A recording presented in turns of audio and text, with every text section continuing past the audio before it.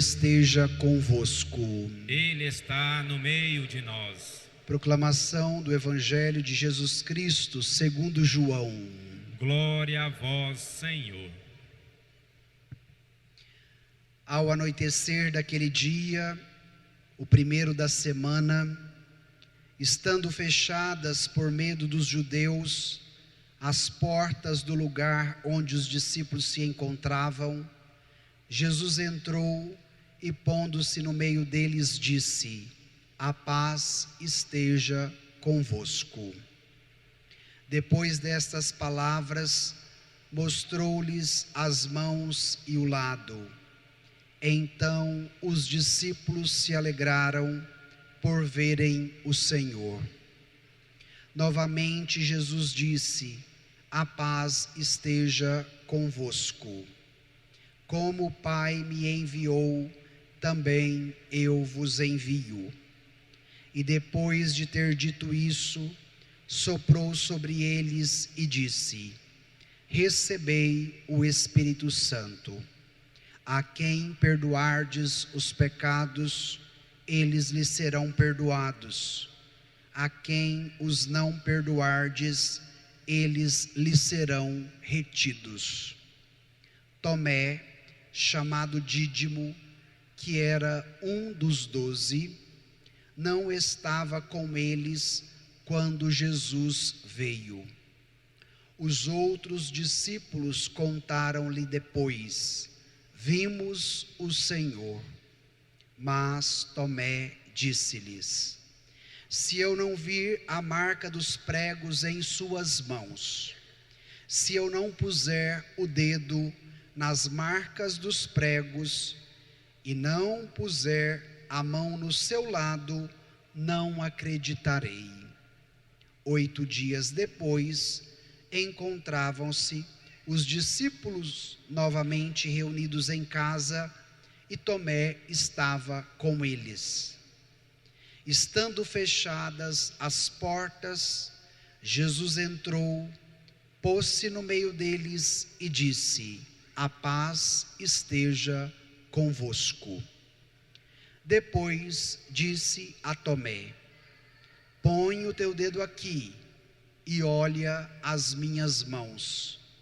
Estende a tua mão e coloca-a no meu lado. E não sejas incrédulo, mas fiel. Tomé respondeu: meu Senhor e meu Deus. Jesus lhe disse: acreditastes porque me viste? Bem-aventurados os que creram sem terem visto.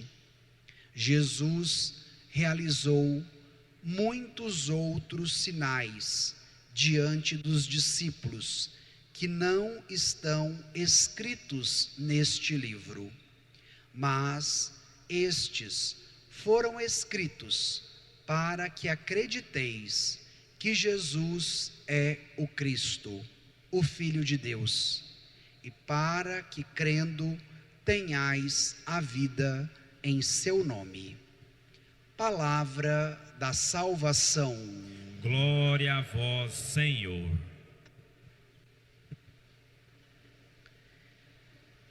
Dai graças ao Senhor, porque Ele é bom, eterna é a sua misericórdia. Irmãos e irmãs, celebramos hoje o segundo domingo da Páscoa. E ao longo deste tempo litúrgico, vamos acompanhar a cada domingo os relatos que os evangelhos nos apresentam da ressurreição de Jesus. O evangelho de hoje está contido nesta dinâmica. É um texto denso, que tem muitos detalhes importantes, não só para a nossa compreensão, mas também para a nossa vida. De maneira metodológica, eu vou dividi-lo em 2 partes para o nosso caminho de meditação.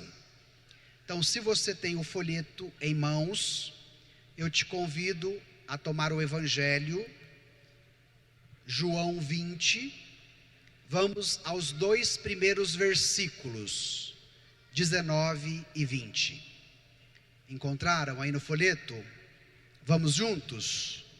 Ao anoitecer daquele dia, o primeiro da semana, estando fechadas por medo dos judeus as portas do lugar onde os discípulos se encontravam, Jesus entrou e, pondo-se no meio deles, disse: A paz esteja convosco.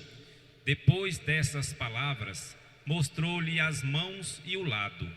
Então, os discípulos se alegraram por verem o Senhor. Paremos aqui. Quais são os primeiros detalhes do texto?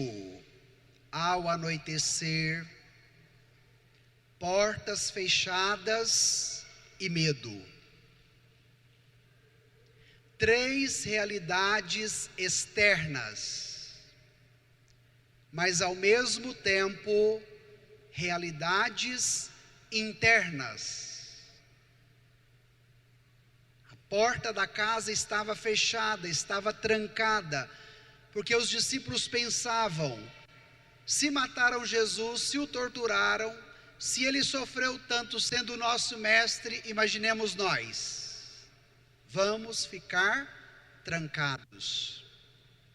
Mas não eram apenas as portas que estavam trancadas, o coração também estava trancado, porque a realidade do medo nos atrancafia por dentro e por fora. Depois, consequentemente, ao anoitecer, é o momento mais doído do dia, é o declínio da luz e a chegada da escuridão da noite. E este anoitecer também remete àquilo que os discípulos estavam sentindo por dentro. E tudo isso tem uma raiz: o medo. O medo nos leva ao trancamento, e o medo também nos impõe escuridão. E nesta missa, cada qual aqui presente pode fazer memória: quais são os meus medos? Quais são as portas trancadas que eu também tenho aqui dentro? E qual é a escuridão que muitas vezes me assombra? Diante desta realidade, quem chega, de acordo com o texto que nós acabamos de ler? Jesus entrou e, pondo-se no meio deles, Jesus toma o seu lugar no meio, no centro. E ao tomar o seu lugar, lhes disse: a paz esteja convosco. Vamos repetir juntos esta frase? A paz esteja convosco. Dê essa boa notícia para quem está do seu lado: a paz esteja convosco. Agora preste atenção aqui no padre. O judeu, ao encontrar um irmão de fé, ou seja, ao encontrar outro judeu, ele o saudava com o shalom. Então, traduzindo do hebraico para o português, shalom significa paz. Mas não é este o sentido de Jesus com os discípulos. Ele não está apenas saudando os seus discípulos. Isso seria muito pouco diante do que Jesus estava oferecendo, mas na verdade, a paz que ele não só desejava, mas também transmitia, era o cumprimento de uma promessa, que agora se torna realidade. É muito mais profundo do que apenas um cumprimento. Mas é possibilitar aos discípulos aquela paz que o coração anseia. É possibilitar aos discípulos o que é capaz de superar as portas trancadas, que é capaz de superar o medo e que, consequentemente, é capaz de vencer a escuridão. É promessa que se cumpre. E qual é a pedagogia de Jesus depois de desejar a paz? Mostrou-lhes as mãos e o lado. Quando nós olhamos para a cruz, percebemos que Jesus teve as chagas nas suas mãos pregadas, nos seus pés pregados e depois do seu lado aberto. Os discípulos imaginavam que quando Jesus ressuscitasse, ele estaria num corpo diferente, glorioso, jovem. Mas agora eles são surpreendidos por um ressuscitado que é chagado. Por um ressuscitado que traz sobre a sua gloriosa ressurreição as marcas da cruz.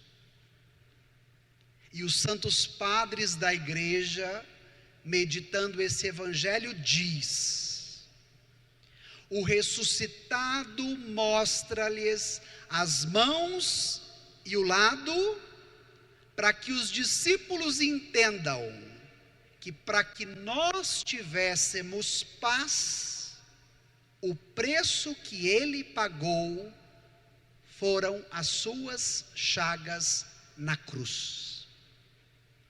Foi a sua vida doada até o fim por nos amar. Então é como a carteira de identidade de Jesus. Ele teve que fazer tudo isso para que nós tivéssemos paz, para que a promessa se cumprisse, para que esta realidade fosse acessível, experimentada por todo aquele que crê. E eu sempre gosto de fazer o exercício com vocês, de trazer o evangelho para a realidade da vida. O que Jesus está nos dizendo hoje? A paz esteja convosco. Ao longo de uma semana, qual a sensação que nós temos? De muita correria, de muitos afazeres, de uma agenda muito intensa, que nos dá como resultado a seguinte percepção: a semana passou muito rápida. O ano mal começou e nós já estamos quase na metade dele. E por que nós temos esta sensação? Porque a correria é muito grande. A agitação é muito intensa. E o movimento dos afazeres, o movimento da correria cotidiana, alcança o coração humano e também o maltrata. Qual é a síndrome que a gente está ouvindo falar a todo momento? Ansiedade. Lá na escola temos crianças de 9 anos já tomando ansiolíticos. E por que as crianças estão agitadas? Porque os pais estão agitados, porque o mundo está agitado, porque a nossa agenda está agitada. E a partir do momento que nós nos permitimos sermos conduzidos por esse fluxo, por essa enxurrada, o nosso coração também se tornará um coração agitado e ansioso. Diante desta realidade, que alcança a todos, começando por aquele que vos fala, vem a graça da palavra, vem a graça do ressuscitado, que nos diz: a paz esteja convosco. Novamente, Jesus disse: a paz esteja convosco, como o Pai me enviou, também eu vos envio.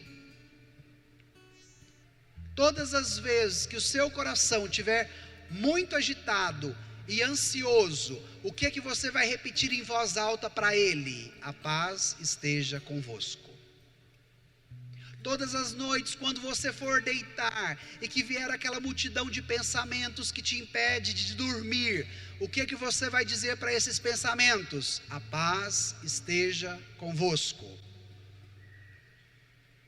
Quando lá no trabalho as pessoas estiverem muito abatidas e cansadas, qual a boa notícia que você vai dar para os seus colegas de trabalho? A paz esteja convosco. Comece a colocar o Evangelho em prática e você verá os frutos desta palavra na sua vida. E depois disso, Jesus os envia em missão, porque era necessário que eles prolongassem a vida e a missão de Jesus a todas as pessoas, em todos os contextos, em todos os lugares e em todos os momentos da história. Como o Pai me enviou, assim também eu vos envio. Esta é a dinâmica que o Evangelho quer te ajudar a viver neste tempo. Vamos agora continuar o texto, tomando os versículos 22 e 23. Vamos ler juntos? E depois de ter dito isto, soprou sobre eles e disse: recebei o Espírito Santo. A quem perdoardes os pecados, eles lhes serão perdoados. A quem os não perdoardes, eles lhes serão retidos. Paremos aqui. A pedagogia de Jesus é muito interessante ao longo dos evangelhos. Depois de desejar a paz, de possibilitar o cumprimento da promessa, de mostrar as mãos e o lado como chancela de qual foi o preço que ele pagou pela nossa paz, depois de enviar os discípulos como testemunhas da ressurreição, ele vai realizar um gesto simbólico. Soprou sobre eles. A mesma atitude de Gênesis. De maneira simbólica, no Gênesis, Deus vai criando o homem e a mulher do barro como a matéria-prima. E depois de estarem criados, o que ele faz? Sopra nas suas narinas. E lhes comunica a vida. A vida é um sopro. Se um dia você acompanhar uma pessoa no leito de morte, a última coisa que a pessoa faz é suspirar. A vida é um sopro. E por que Jesus sopra sobre os discípulos? Para comunicar a cada um, a cada uma, o dom do Espírito Santo. A ruá de Deus, o sopro de Deus, a vida de Deus agora, por meio da sua ressurreição. E eu quero tomar estes dois elementos para nossa compreensão: barro, matéria-prima, e a ruá, o sopro da vida.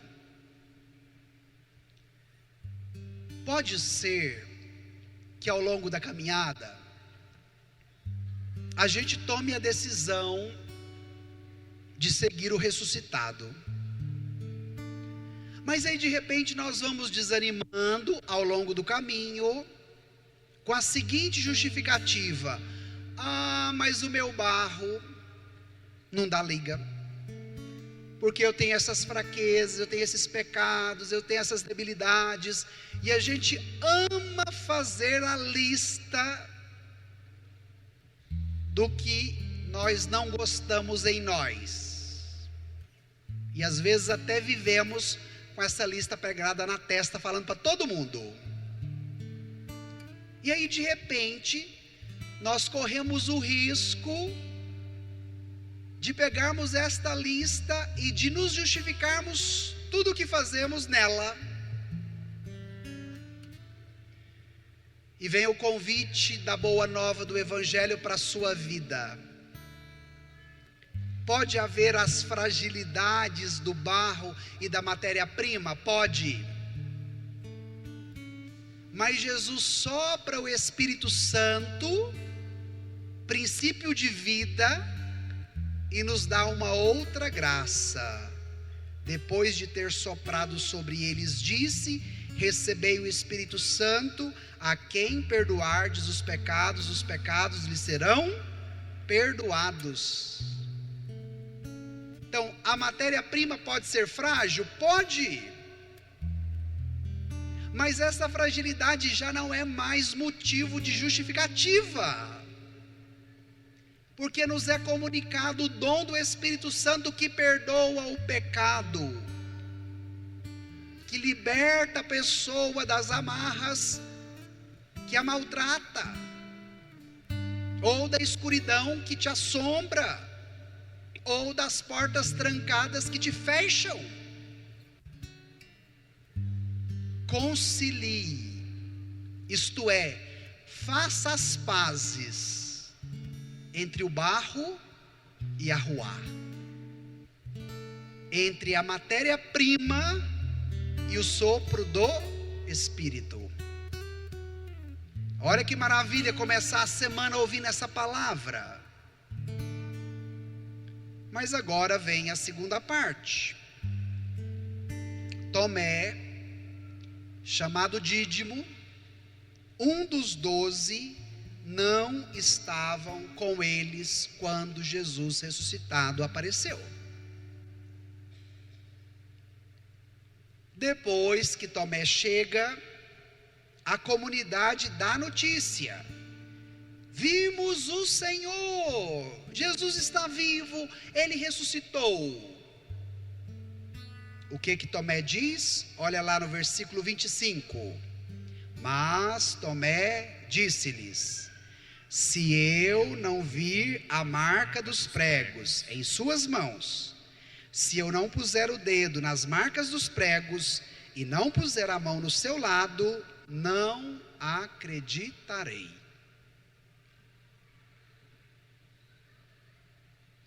Tomé, chamado Dídimo.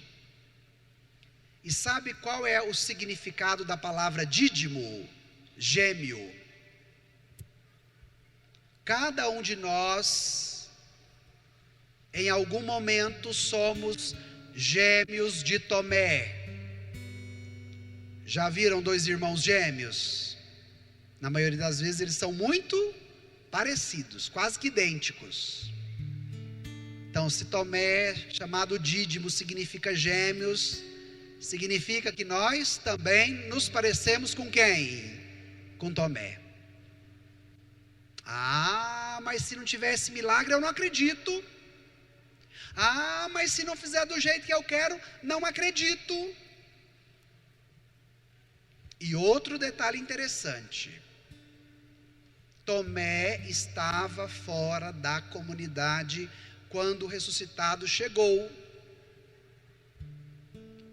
E o que isso tem a nos dizer? Não é possível experimentar a graça da ressurreição se não for na comunidade cristã. Não se concebe fé cristã sem comunidade. Aquele discursinho esfarrapado, padre, eu lá em casa, rezo, faço as minhas orações, tem meu altar, nunca matei, nunca roubei. Tá bom, padre? Não tá bom não. Os que estão fora da comunidade não reconhecem o ressuscitado. Os que estão fora da comunidade não experimentam a graça da paz que o ressuscitado lhe dá. Não existe fé cristã autônoma, eu e Deus, Deus e eu, não existe. A fé cristã é essencialmente comunitária.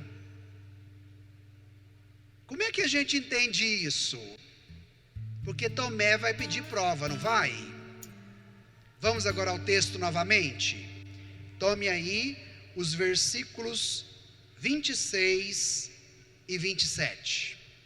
Vamos ler juntos? 8 dias depois, encontravam-se os discípulos novamente reunidos em casa, e Tomé estava com eles. Estando fechadas as portas, Jesus entrou, pôs-se no meio deles e disse: a paz esteja convosco. Depois disse a Tomé: põe o teu dedo aqui e olha as minhas mãos. Estende a tua mão e coloca no meu lado. E não sejais incrédulo, mas fiel. Paremos aqui. Jesus não atende os caprichos de Tomé, lhe aparecendo sozinho 8 dias depois, ou seja, uma semana. Jesus aparece de novo. Agora Tomé está. Mas Jesus aparece sozinho para Tomé? Não. Jesus aparece aos discípulos e junto deles Tomé. A comunidade estava reunida. Mais uma vez a informação: fé cristã, experiência da ressurreição só se dá em comunidade. Outro desafio do nosso tempo: nós já não estamos mais gostando de viver em comunidade, a não ser que seja uma comunidade digital, virtual, que as redes sociais de repente nos proporcionam.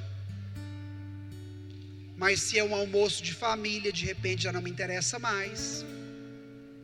Se é um momento de confraternização com os amigos, se é o momento da vida de fé da comunidade,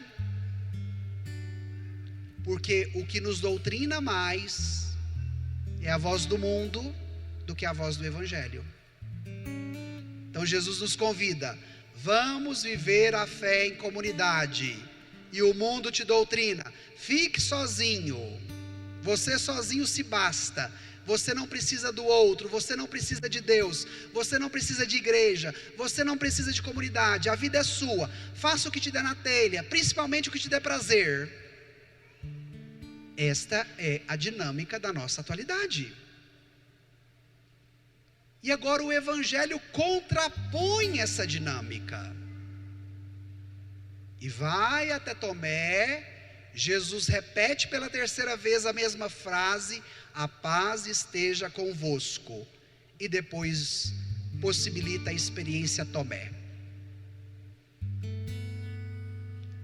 Jesus não vai apenas oferecer sinais da crucifixão que Tomé desejava, mas Jesus vai pedir a Tomé uma decisão de fé. O que supera o medo? A fé. O que supera as portas fechadas? A fé. O que supera a noite escura? A fé. E a fé em quem? Em Jesus ressuscitado, porque é luz que ilumina as trevas, é força que irrompe tudo o que está fechado e faz com que as realidades se abram. É confiança que nos sustenta, que nos segura e dissipa o medo. Tomé não é atendido no seu capricho. Quero ver, quero tocar. Mas Jesus vai além com Tomé e lhe possibilita uma nova experiência, que é de fé, que é de vida, que é de ressurreição. Vamos ver agora a resposta de Tomé diante disso tudo. Tome aí versículos 28 e 29. Vamos juntos? Tomé respondeu: meu Senhor e meu Deus. Jesus lhe disse: acreditastes porque me viste? Bem-aventurados os que creram sem terem visto.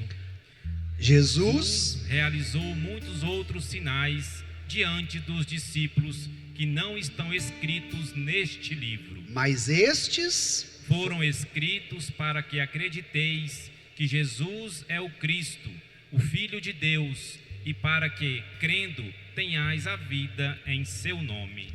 Tomé se arrepende. E diante do arrependimento professa o quê? A fé. Meu Senhor e meu Deus. No Antigo Testamento, o povo de Israel não poderia pronunciar o nome de Deus, Javé ou Yavé, o pentagrama. Então, quando eles queriam falar sobre Deus, qual era o termo que eles utilizavam? Adonai, que seria quase que uma síntese de quem é Deus. E agora Tomé está nesta perspectiva: meu Senhor e meu Deus. Quem é Jesus para você? Quem é Jesus para você? E a experiência de fé que Tomé experimenta com Jesus lhe abriu os olhos. Foi o sopro do Espírito que o alcançou. E o convite de Tomé era de passar da incredulidade coesa e firme. E agora eu vou falar uma coisa que de repente pode ser pesada para você. Quem pede demais provas para Deus, ou seja, Deus tem que provar para que eu acredite, demonstra ao mesmo tempo uma fragilidade e uma imaturidade na relação com o Senhor. Porque a fé firme, amadurecida e convicta, mesmo em meio às dificuldades, não pede provas, porque sabe em quem colocou a confiança.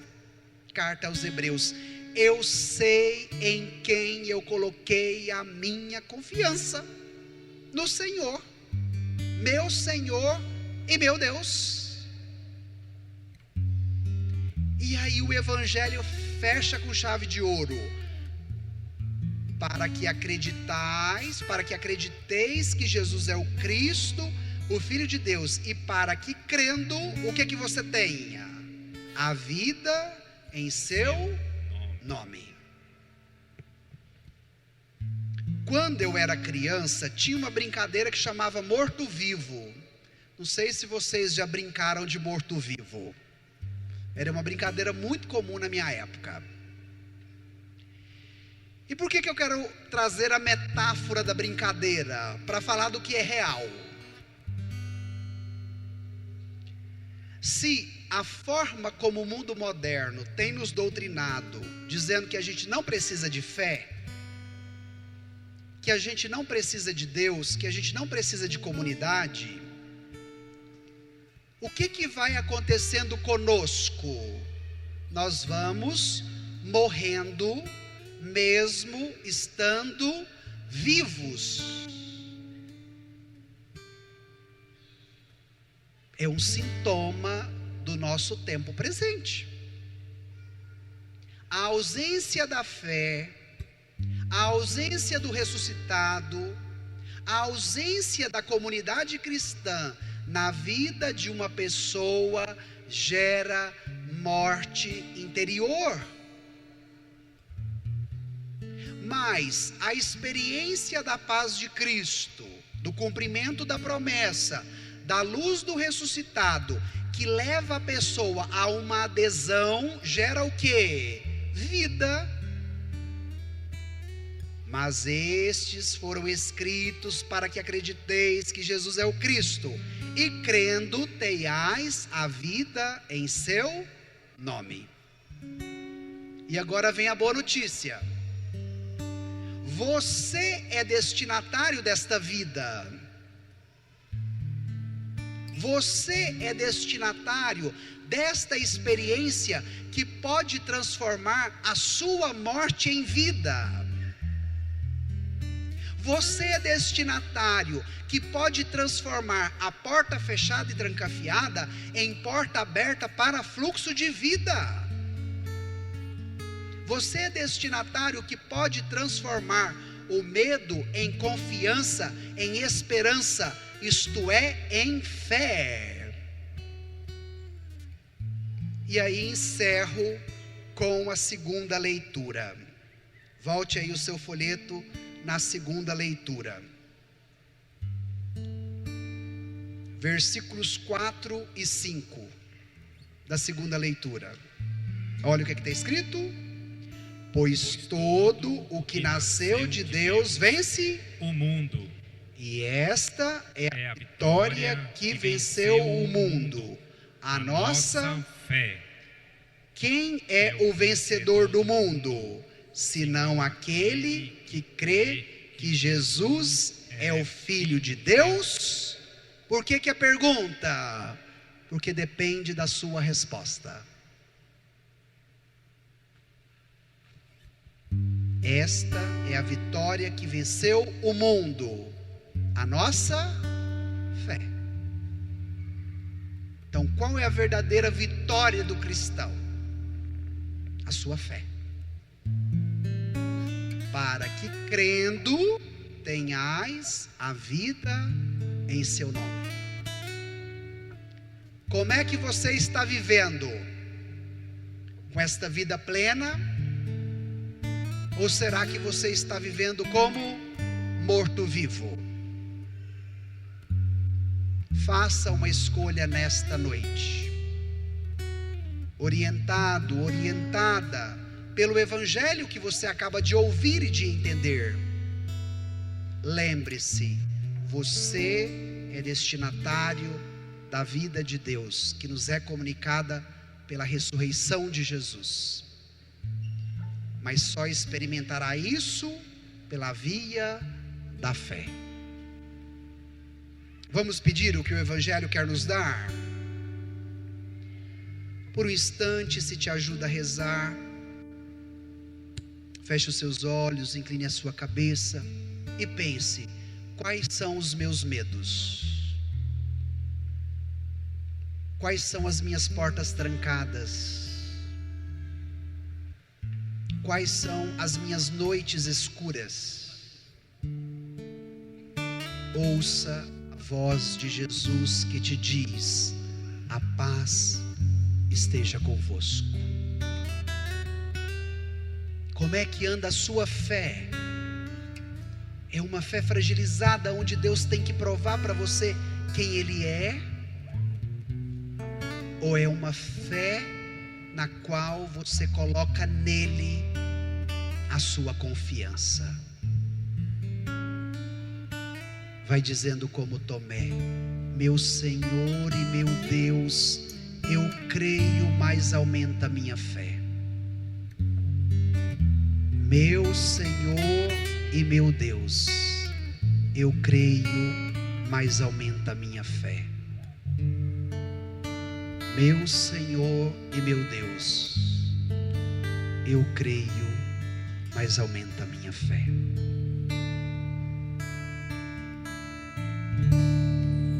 Meu Senhor e meu Deus, meu Senhor e meu Deus,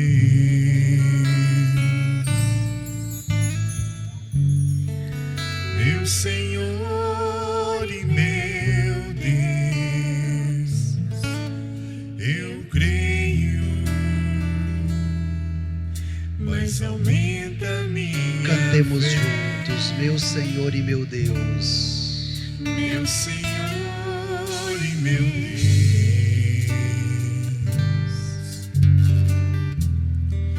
meu Senhor e meu Deus,